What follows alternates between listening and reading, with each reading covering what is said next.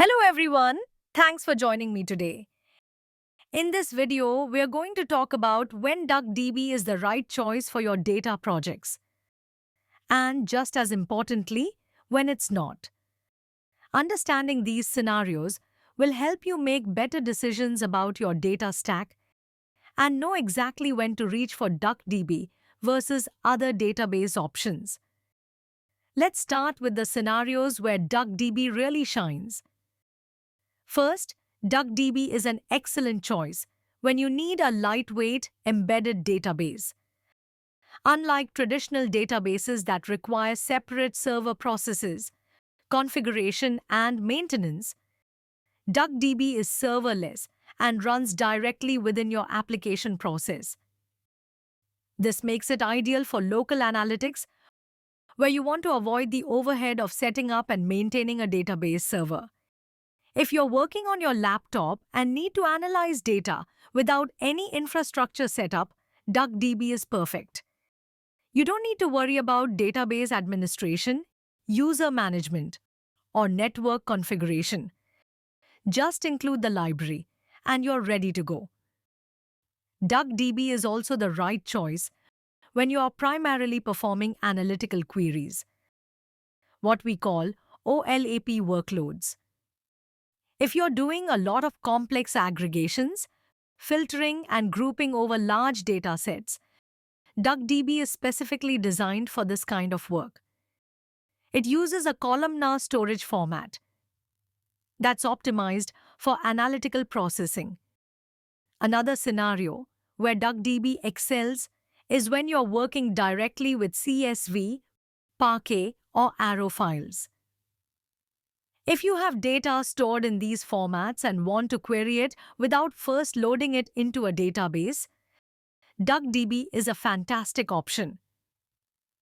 It can query these files directly, treating them almost like database tables.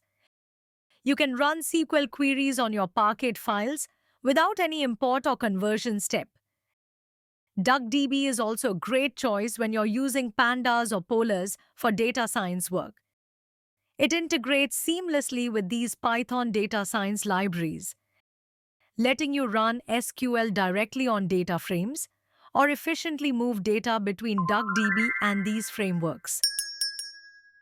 If you love the expressiveness of SQL but work in a Python data science environment, this integration gives you the best of both worlds.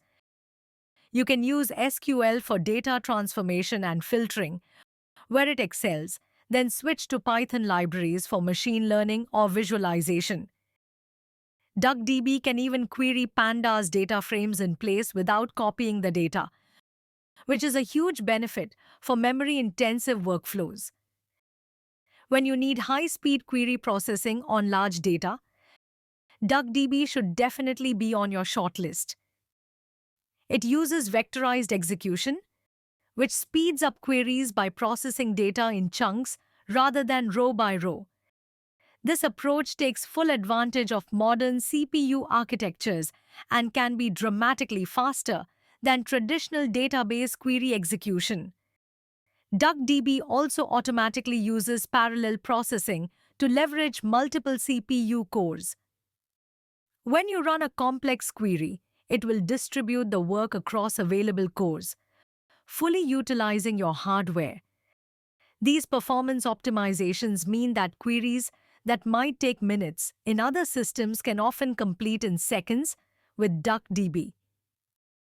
DuckDB is also ideal when you want a simple, file-based database. Similar to SQLite, DuckDB stores everything in a single .db file. This makes it incredibly portable and easy to manage. You can copy, move, or share your entire database by simply copying a file. There's no complex backup and restore process.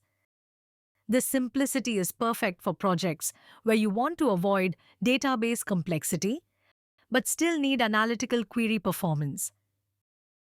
Now, let's talk about when DuckDB might not be the best choice.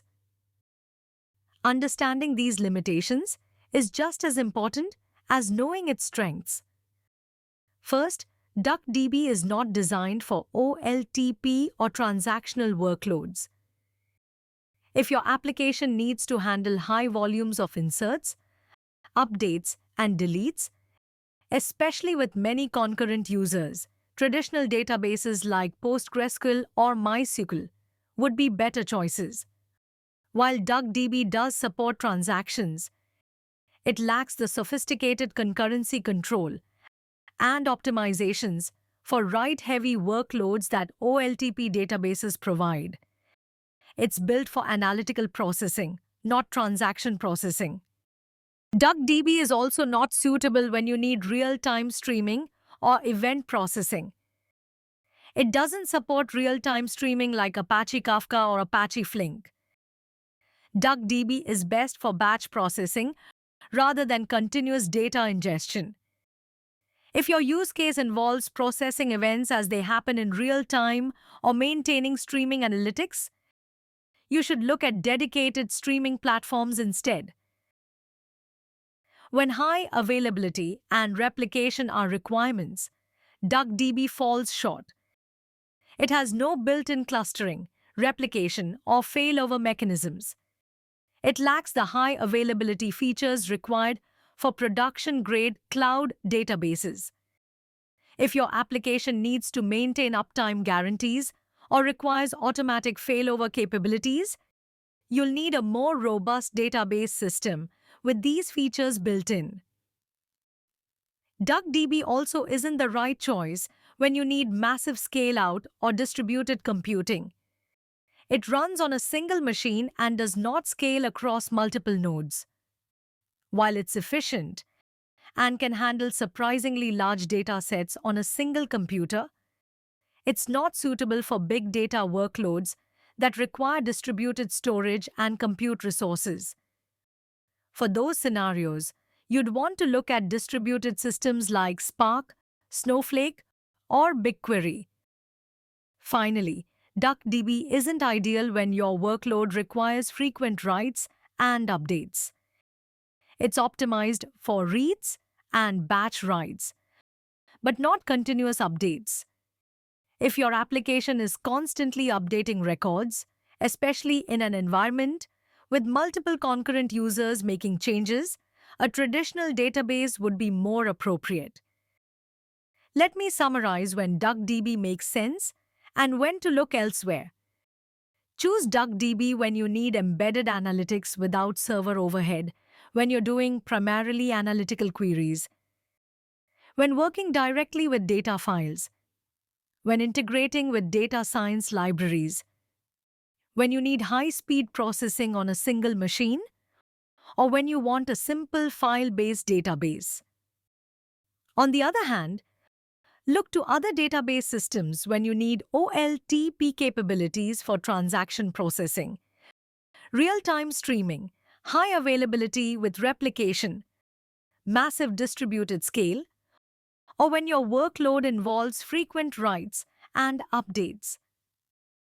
By understanding these scenarios, you can make better decisions about when to use DuckDB in your data architecture. It's not a replacement for all database systems, but for the right analytical workloads. It offers a combination of simplicity and performance that's hard to beat. I hope this guide helps you decide when DuckDB is the right tool for your specific data needs. Thanks for watching.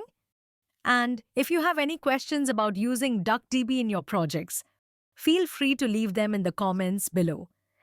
That's all we have in this video. I hope you have learned something new today. Let's see in the next video.